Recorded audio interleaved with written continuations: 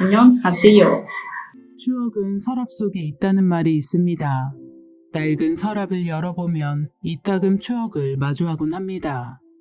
낡을 대로 낡아 해져버려서 오래전에 어느 서랍에 넣어두었던 지갑, 그 지갑 안에는 더 이상 쓰지 않는 명함이나 카드, 쿠폰 등이 있습니다. 꺼내보면 이게 무슨 명함이었지? 이게 어디에서 얻은 거였지? 하는 것들이 많습니다. 하지만 그 중에서 절대 잊지 못할 쿠폰 하나를 발견했습니다. 1일 안마 쿠폰. 유효기간은 성준이가 어른이 될 때까지. 언제든 사용하면 하루 종일 안마해드려요. 그 쿠폰을, 그리고 그 안에 적힌 삐뚤삐뚤한 글씨를 보자마자 잊고 있던, 아니, 잠깐 가슴 한켠에 밀어넣어 두었던 추억이 떠올랐습니다. 그리고 그 추억과 함께 연쇄적으로 선명해지는 기억들. 오늘은 그 기억들에 대해 털어놓아 볼까 합니다. 당시 8살이었던 아들이 어느 날 꼬깃 탄 종이 2장을 저와 남편에게 내밀었습니다. 1일 안마 쿠폰이라고 적힌 그 종이를 건네는 아들은 생글거리는 얼굴로 말했습니다. 귀한 선물이니까 아껴 써. 그날은 우리 가족 중 누군가의 생일도 아니었고 기념일이나 어버이날도 아니었습니다. 평범한 일상 속 늘 맞이하는 어느 평범한 하루였습니다. 아이에게 갑자기 무슨 선물이냐고 묻자 아이는 우물쭈물 거리다가 대답했습니다. 엄마 아빠 힘드니까. 매일 일을 끝내고 집에 돌아와 앓는 소리만 하던 엄마 아빠를 보고는 힘들어하지 말라며 그 쿠폰을 내밀었던 것입니다. 그래도 그렇지 어린 자식이 걱정할 정도로 축 처진 뒷모습만 보여주고 있었나 하는 생각이 들어 가슴이 아팠습니다. 아이의 말이 맞았습니다. 그때 우리는 참 힘들었습니다. 특별한 일이 있던 것은 아니었습니다. 단지 누구나 한 번쯤은 겪을 법한 어려움이 있었던 것뿐이죠. 남편은 이 직장 저 직장을 전전하다가 아이까지 먹여 살리기에 부족한 월급을 어떻게든 불리고 싶었던 모양입니다. 그래서 제 만류에도 불구하고 친구 말만 믿고 있는 돈 없는 돈 끌어모아 주식에 돈을 몰아 넣었습니다. 수많은 사람들의 흔하디 흔한 사연처럼 주식이 잘 되는 듯 싶다가도 잘 되지 않았습니다. 처음에는 어느 정도 이익을 얻어서 그 자금으로 남편이 사업을 시작했지만 사업도 주식도 깨지고 부서지며 바닥까지 떨어졌습니다. 저는 이해했습니다. 작은 회사에서 월급 받아먹으며 부인의 자식까지 먹여 살리기 쉽지 않으니까요. 아이가 생기기 전까진 저도 변변찮은 일이라도 해왔지만 아이가 생긴 후로는 그것도 쉽지가 않아 아이 아빠가 짊어질 부담은 제가 감히 헤아릴 수 없는 무게였을 거라 생각합니다. 그 무게를 다 덜어낼 수는 없겠지만 같이 이겨보고자 했습니다. 곁을 지켜주면서 함께 노력하면 극복할 수 있는 일이라 생각했습니다.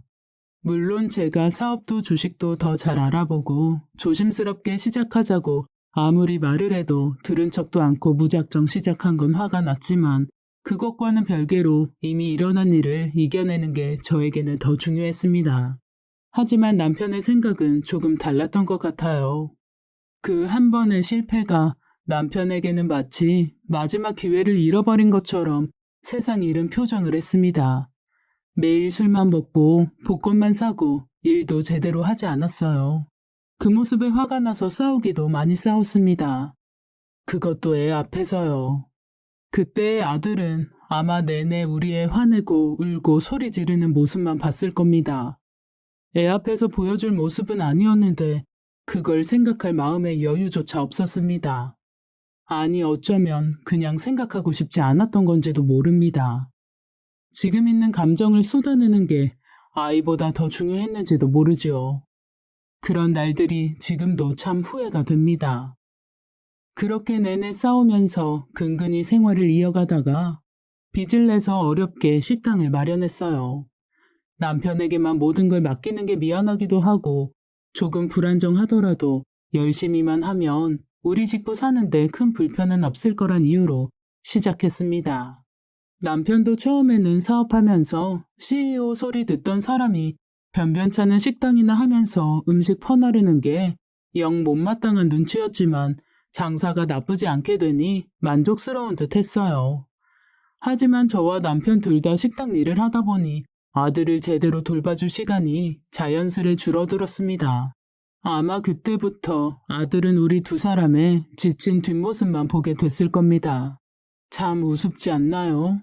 아들과 함께 먹고 살려고 시작한 일인데 정작 아들을 돌보는 건 소홀했다니 말이에요. 부모가 돼서는 아들한테 보여준 모습이라곤 매일같이 싸우던 모습, 일하는 모습, 그리고 피곤하다는 이유로 아들과의 시간을 뒤로 미룬 채 피로를 떠안고 잠드는 모습뿐이었습니다.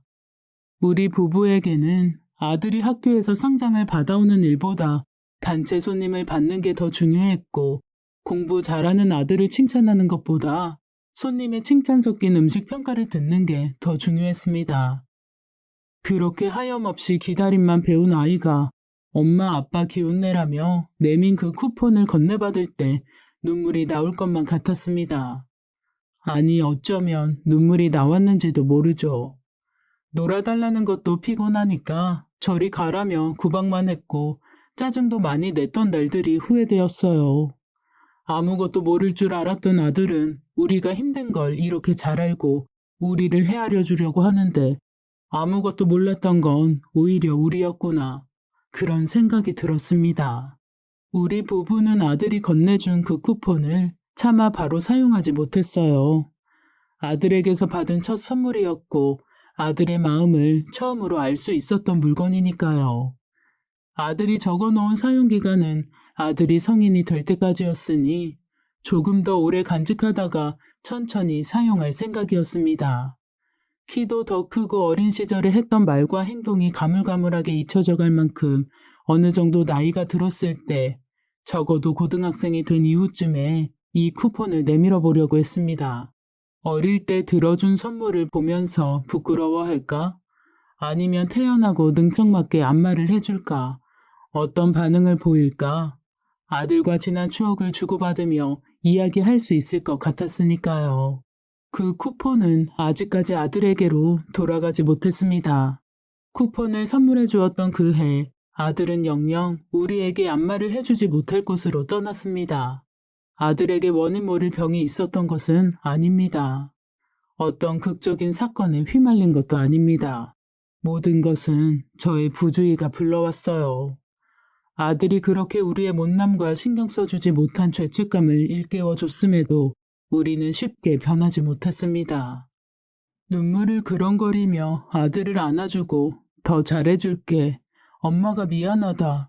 우리 아들 사랑한다. 아들에게 사랑스러운 말을 늘어놓았지만 그때뿐이었습니다. 그 뒤로도 우리는 늘 똑같았어요. 며칠 정도 아들에게 더 잘해주려고 노력하고 아들의 사소한 말도 귀 기울이려고 노력했지만 그 며칠이 지나자마자 다시 아들의 응석은 귀찮은 소일거리 정도로 여기며 멀리했습니다. 여전히 우리는 우리의 일, 우리의 돈, 우리의 편안함이 우선이었습니다. 오히려 그 이후로 우리는 더 날카로워졌어요. 아들이 힘든 걸 알지만 아들을 위해서 나 스스로가 더 힘들어지고 싶진 않았던 것입니다. 그래서 서로에게 일을 미루듯 아들 돌보는 것을 서로 떠넘기다 싸우곤 했습니다.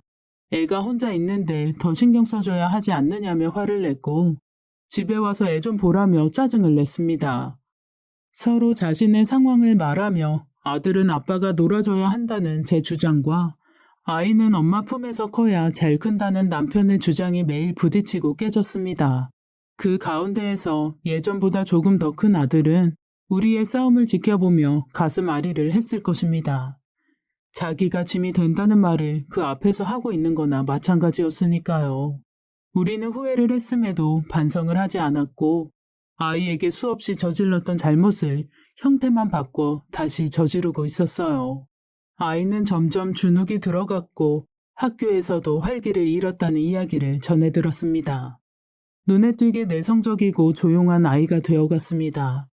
그것은 우리에게 있어 또 하나의 싸움 주제가 되었어요. 애를 데리고 놀러라도 다니고 잘 봐줬으면 활동적인 아이가 되지 않았겠냐며 남편을 쏘아붙였습니다. 지금 생각해보면 참 이기적이었습니다.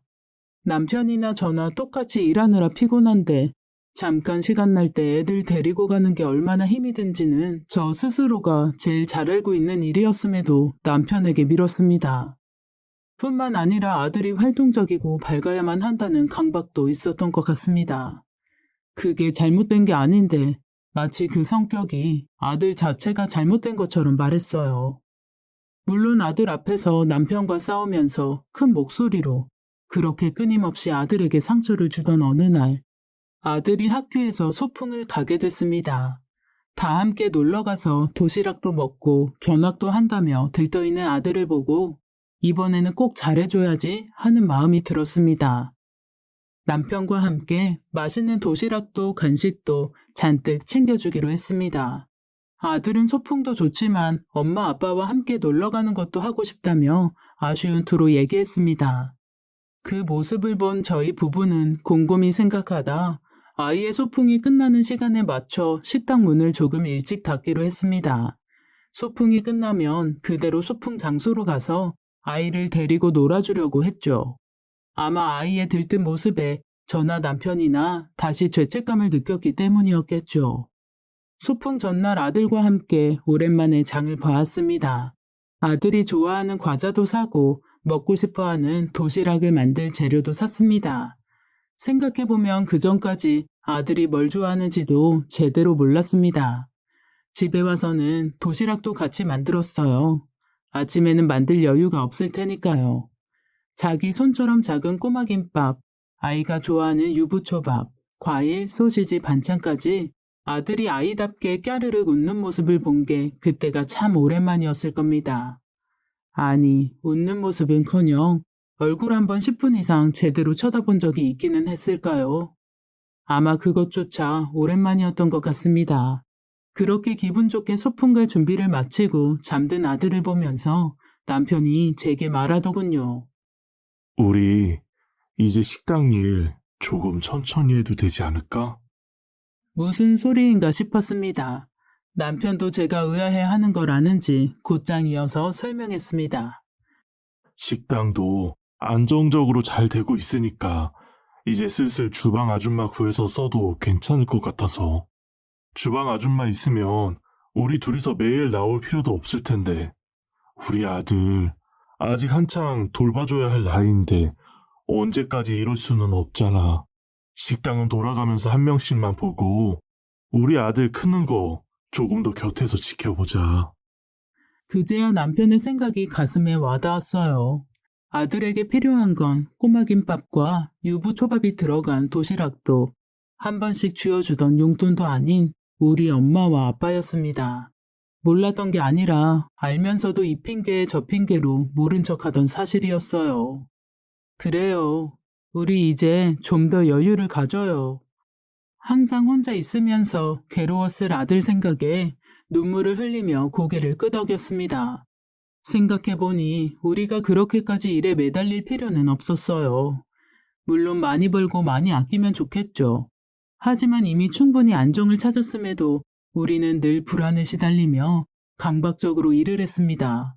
남편의 주식 실패와 사업 실패, 남편과의 잦은 다툼, 육아 스트레스, 그 모든 게 합쳐져서 반드시 식당을 성공시켜야 한다는 사명감 같은 것을 저도 남편도 알게 모르게 갖고 있었어요. 그래서 우리는 안정을 얻었음에도 무조건 일만 해야 한다고 생각했습니다. 그것 때문에 뭘 잃어가고 있었는지 한참이 지나서야 겨우 깨달았습니다. 그날 남편과 저는 서로를 부둥켜 안고 울면서 우리 가족 다시 한번 화목하게 잘 지내보자고 얘기를 했어요. 내가 더 잘할게, 여보. 이제 허튼 욕심이나 자존심도 안 부리고 내가 할 수 있는 일만 하면서 더는 우리 가족 고생시키지 않을게. 남편의 그 말이 가슴을 짓누르고 있던 것들을 덜어내는 듯 했습니다. 그래서 저는 엉엉 소리를 내어 울 수 있었어요. 다음날 남편과 저는 퉁퉁 부어버린 눈을 하고서도 즐거운 얼굴로 아침 일찍부터 아들의 소풍 준비를 했습니다. 아들보다 저희가 더 신난 느낌이었죠. 아들이 한껏 기대감과 들뜬 마음을 안고 학교로 향한 뒤 저희도 아들을 데리고 어디를 갈지 계획을 세우면서 식당으로 향했어요. 그런데 저희가 결심을 한 게 너무 늦었던 탓일까요? 진작 식당을 빨리 닫는다고 공지를 붙여놓거나 예약을 취소해야 했는데 그런 사소한 것들을 놓쳤습니다.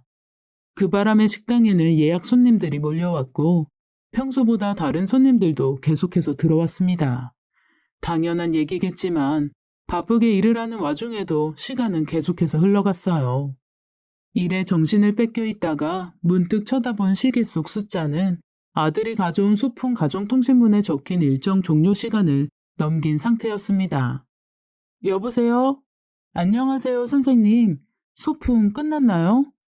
일하던 것도 있고 허겁지겁 아들네 학교 담임 선생님에게 전화를 했습니다. 혹시나 아들 혼자 집에 돌아가진 않았을까, 어쩌면 소풍 장소에 혼자 덩그러니 남겨져 있진 않을까, 온갖 불안한 생각들이 들었어요. 다행히 이제 막 끝난 터라 선생님이 아이들을 데리고 있었습니다.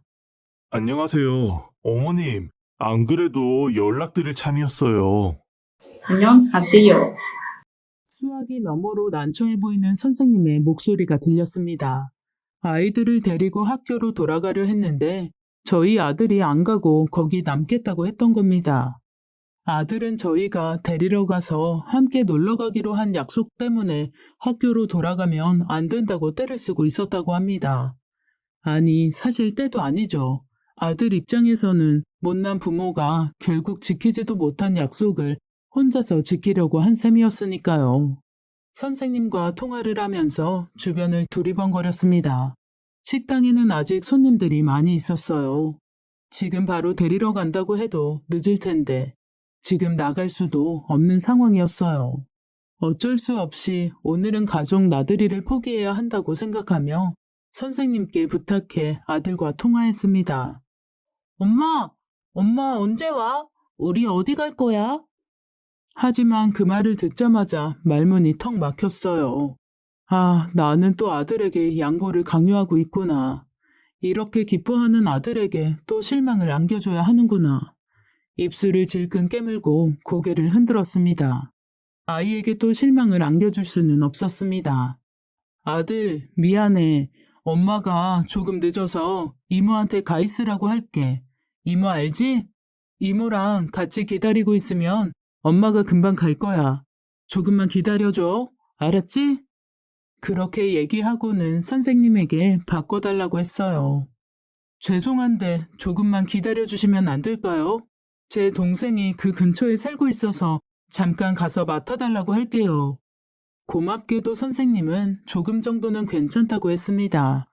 안 되면 선생님들 중 한 명만이라도 남아서 기다려주겠다고 했어요. 저는 감사하다는 말을 몇 번이나 전해드린 뒤에 동생에게 연락했습니다. 다행히도 동생도 시간이 마침 비어 있어서 맡아주기로 했고 얼마 지나지 않아 아들과 만났다는 연락이 왔어요. 남편과 저는 남아있는 손님들만 보낸 뒤에 식당 문을 닫기로 하고 아들과의 나들이만 생각하며 열심히 일했습니다. 한두 시간 남짓 지났을 때쯤 식당 안에는 저와 남편만 남게 되었고 조금은 늦었지만 아들의 소풍 장소로 향할 수 있었습니다. 장소에 도착하니 제 동생이 사준 음료수를 먹으며 꾸벅꾸벅 졸고 있던 아들이 보였습니다. 아빠와 엄마를 얼마나 기다렸는지 발견하자마자 한박 웃음을 짓더군요. 그 시간까지 맡아준 동생에게 다음에 밥이라도 사주겠다며 감사 인사를 한 뒤에 동생을 보내고 아들과 함께 나왔습니다. 차가 있는 곳으로 가려고 도로를 지나고 있을 때쯤 남편이 투덜거렸습니다. 해 다 지겠다. 이 시간에 어딜 놀러 가? 아이를 데리러 올 때까지만 해도 별말 없었고 남편도 제 의견에 동의를 했었는데 막상 와서 시간을 보니 너무 늦어서 그게 불만이었던지 인상을 구기고 있었습니다. 확실히 시간이 애매하게 늦어져서 어딜 놀러 가기도 쉽지 않을 것 같았어요. 그래도 여태껏 아무 말도 안 하다가 갑자기 애를 데려와서는 그런 말을 하니 저도 마음이 좋지 않았습니다. 아니 그렇다고 애랑 한 약속을 또 어길 수는 없잖아. 그러게 내가 예약 확인 제대로 하라고 했지. 남편의 투덜거림에 짜증이 났던 저는 우리가 늦어진 사소한 계기로 화살을 돌려 남편을 공격해버리고 말았습니다. 그때부터 길 위에서 남편과 저의 한바탕 설전이 벌어졌습니다. 저는 저대로 대처를 잘하지 못한 남편에게 불만이었고 남편은 남편대로 잘 알아보지 않은 저에게 불만이었습니다. 그 불만들을 아무런 여과 없이 쏟아내다 보니 언성이 커졌습니다. 당연하게도 그 설정 가운데 아들을 신경 쓰는 사람은 없었어요. 저도 남편도 옆에 있는 아들을 잊은 듯이 서로 싸우는 데만 집중했습니다. 우리 가족 화목하게 잘해보자고 한 지 고작 24시간이 채 되지 않았는데 말이죠. 결국 그렇게 우리는 또 잘못을 되풀이했습니다. 그렇게 목소리를 높이고 있던 중 귀에 섬뜩한 큰 소리가 들렸습니다. 급정지하려는 자동차의 끼익끼익 소리, 그리고 자동차가 무언가에 부딪히는 둔탁한 소리. 서로를 헐뜯던 우리의 두 입에는 순간 정적이 내렸고 소리가 난 쪽으로 시선을 옮겼습니다. 그리고 그 자리에는 피범벅이 되어 쓰러져 있는 아들의 모습이 보였습니다. 저는 아무것도 하지 못하고 굳은 채 아들만 바라보고 있었습니다. 당황한 채 아들에게로 뛰어가는 남편의 모습도, 바닥에 쓰러져 있는 아들의 모습도, 웅성거리며 모이는 주변 사람의 모습도 모두 비현실적으로 느껴졌습니다. 이 상황이 머릿속에서 제대로 이해가 되지 않았어요. 그리고 곧 이 끔찍한 상황이 현실임을 깨달았습니다. 경악하며 아들에게로 다가가 남편과 함께 아이를 껴안았습니다. 안겨있는 아이의 손발에는 아무런 힘도 들어가지 않았고 미약하게 숨만 쉬었습니다. 저는 아무 생각도 하지 못하고 울면서 아이의 이름을 불렀습니다. 잠시 후 구급차가 도착해서 아이를 병원으로 옮겼습니다. 수술실 밖에 앉아 평소 믿어본 적도 없는 신을 향해 기도했습니다. 우리 아들 제발 살게 해달라고. 앞으로 일도 그만두고 매일 놀아줄 테니까 갖고 싶은 장난감도 사주고 재미있는 어린이 연극도 같이 보러 가고 놀이동산도 가고 평생 남은 시간을 아들과 보낼 테니까 제발 멀쩡히 일어나서 엄마를 부르며 달려와 안기게 해달라고. 기도하는 제 손을 잡은 남편의 손이 떨리는 게 느껴졌습니다. 남편도 저와 같은 생각을 하고 있었을 것입니다. 우리는 똑같이 아이에게 못난 부모였으니까요. 아들이 잘못된다면 그건 저희 잘못이었습니다. 도로에서 옆에 있는 아들을 신경도 안 쓰고 싸우기만 하다가 아이가 도로로 뛰쳐나가는 것도 보지 못했으니까요. 잠시 후 병원 관계자 한 분이 아들의 수술을 기다리고 있는 저희에게 다가와 뭔가를 내밀었습니다. 꼭이 탄 종이 2장이었습니다. 아들은 남편과 제가 싸우고 있을 때 저희를 불렀습니다. 엄마와 아빠를 부르며 그 꼭이 탄 종이를 쥐어주려고 했는데 저희는 싸우느라고 제대로 듣지도 않은 채 아이의 손길을 뿌리쳤습니다. 그때 그 종이 2장이 도로로 날아갔고 그걸 줍다가 차에 치였던 것 같습니다.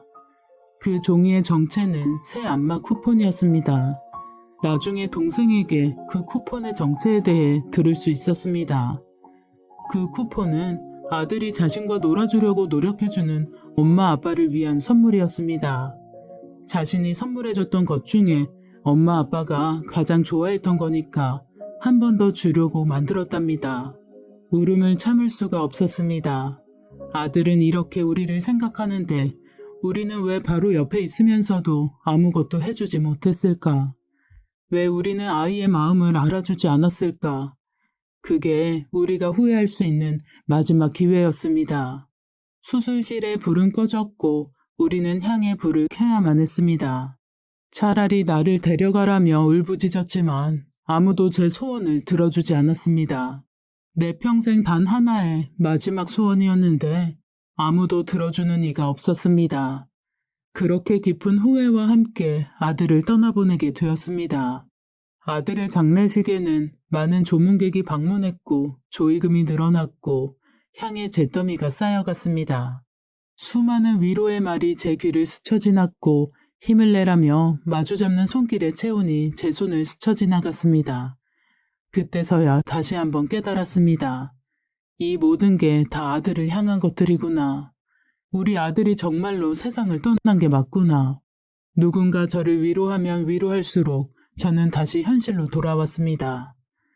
그 뒤로 저는 식당을 그만두고 한동안 집에만 틀어박혔습니다.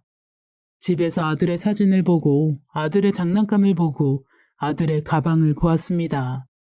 그리고는 이제 와서 집에 있어봐야 무슨 소용이 있냐며 저 스스로에게 화를 냈습니다. 그리고 멀쩡히 식당 일을 하고 있는 남편에게도 화를 냈습니다. 그때 저는 제가 봐도 조금 미쳐 있었던 것 같습니다. 제 슬픔에 빠져서 남을 돌아보지 못했습니다. 그래서 또 주변의 마음을 헤아리지 못했습니다. 당신은 어떻게 그렇게 멀쩡히 일을 할 수가 있어? 당신 애아버지 맞아? 당연히 남편도 많이 슬펐고 가슴이 찢어졌을 텐데 저는 또 한 번 남편의 가슴을 갈기갈기 찢는 말을 했습니다. 남편은 그런 저의 말에 아무런 대답도 하지 못했습니다. 그저 묵묵히 일을 하러 나갈 뿐이었습니다. 집에서 매일 슬픔을 쏟아내던 저는 그래도 남편 혼자 일하고 있을 게 조금은 신경이 쓰여 식당으로 찾아갔습니다. 식당에서 일을 하고 있는 남편은 여전히 밝은 모습이었습니다. 그 모습에 다시 화가 났습니다. 어떻게 아무런 변화가 없을 수 있지? 하고 집으로 돌아온 저는 남편이 오기를 기다렸습니다. 하지만 남편은 식당 문을 닫을 시간이 지났는데도 오지 않았습니다. 생각해보면 아들을 보내고 다시 식당을 연 이후로는 거의 매일 제 시간에 온 적이 없었던 것 같습니다. 저는 혼자 집에서 소갈이만 하고 있느라 남편이 언제 오는지도 확인해 본 적이 없었습니다. 남편의 귀가가 늦어지자 다시 식당으로 가봤습니다. 식당은 역시나 불이 꺼져 있었습니다. 남편은 친구들이랑 술이라도 마시러 간 걸까? 울컥하며 돌아서려던 제 귀에 희미한 소리가 들렸습니다. 식당 안에서 소리가 들리는 듯 하자 조심스럽게 문을 열고 식당 안으로 들어갔습니다. 소리가 조금 더 선명하게 들렸습니다. 소리를 따라 주방으로 들어가자 주방 구석에서 울고 있는 남편의 모습이 보였습니다. 남편도 마음이 편할 리가 없었습니다. 아들이 죽었는데 멀쩡한 부모가 어디 있겠습니까? 그저 남편은 아들과의 약속을 지키고 싶었을 뿐이었습니다. 우리 가족 화목하게 지낼 수 있게, 생활할 수 있게 일을 하고 있었습니다. 혼자만 무리를 하고 있었습니다. 그래서 자기 가슴을 찢어놓는 제 못된 말에도 아무 말도 하지 않았던 것입니다. 또 싸우고 싶지 않았으니까요. 우리 아들을 잃게 만든 남편과 저의 싸움을 다시 하고 싶지 않았으니까요. 저는 집에서 혼자만의 시간을 가지며 실컷 슬퍼할 수 있었지만 남편은 그마저도 할 수 없었습니다. 슬퍼할 시간도 갖지 못했어요. 마음껏 울며 슬픔을 쏟아내지 못해 가슴에 쌓이고 쌓여 있었습니다. 혼자 울고 있는 남편에게 다가가 손을 잡았어요.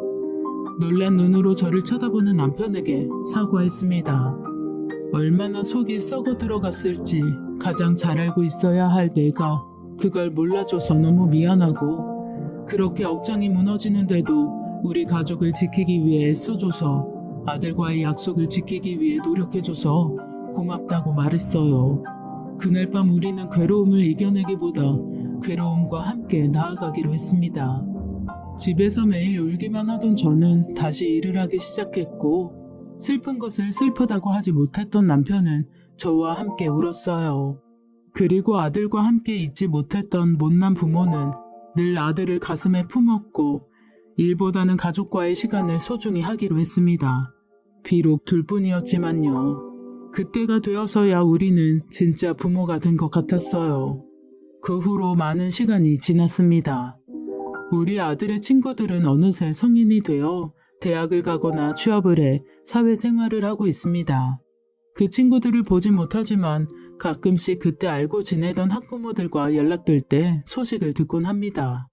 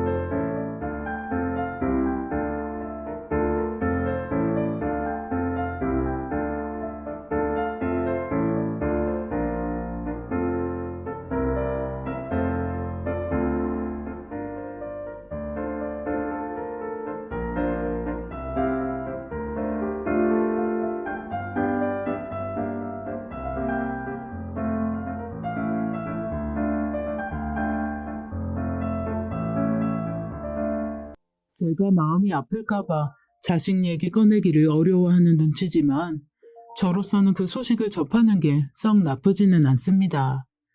우리 아들이 자랐으면 이런 일을 하고 있진 않을까 하는 상상을 하기도 하고 잘 큰 아들 친구들의 모습이 대견스럽기도 하거든요. 그렇게 시간과 함께 아들을 잃은 아픔은 가슴속에 하나의 흔적이 되어 남았습니다. 지금도 저는 여전히 남편과 함께 식당 일을 하고 있어요. 위치는 몇 번 옮겼고 잠깐 불황도 있었지만 지금은 문제없이 잘하고 있습니다. 일한다고 바쁘게 지내기만 하던 예전과는 달리 쉴 땐 확실하게 쉬기도 합니다. 얼마 전에는 식당 문을 며칠 닫아놓고 남편과 함께 여행을 다녀왔어요. 아들을 잃었을 땐 세상이 무너진 것 같았지만 세상은 무너지지 않았고 저희는 잘 지내고 있습니다. 아들 생각을 떠올리며 그리워하는 일도 조금은 줄었습니다. 아들을 잊은 게 아니라 아들이 없는 지금에 익숙해진 것 같습니다. 익숙하게 받아들이고 애써 그리워하며 슬퍼하기보단 더는 후회할 일이 없게끔 노력하는 게 제 아들을 위한 일이라고 생각합니다. 한 번씩 궁금하긴 합니다. 그때 우리가 싸우지 않았더라면, 우리가 좀 더 아들을 아꼈더라면 어떻게 됐을까? 지금쯤 무얼 하고 있을까? 분명 초등학교 고학년이 되면서 장난기도 넘쳐서 사고도 치고 사춘기나 반항기가 와서 다투기도 했겠죠. 중학교를 들어가며 처음으로 입어보는 교복에 들떠서 사진을 찍기도 하고 고등학교 때는 진로 고민을 하며 공부에 지쳐있기도 하고 고3이 되어서는 엄마 아빠와 진로 얘기를 진지하게 하다가 성인이 돼서 대학을 가고 대학에서 첫 MT도 가고 여러 재미있는 활동을 했겠죠. 중간중간에 여자친구라며 수줍은 얼굴로 누군가를 데려와서 소개해줬을지도 몰라요.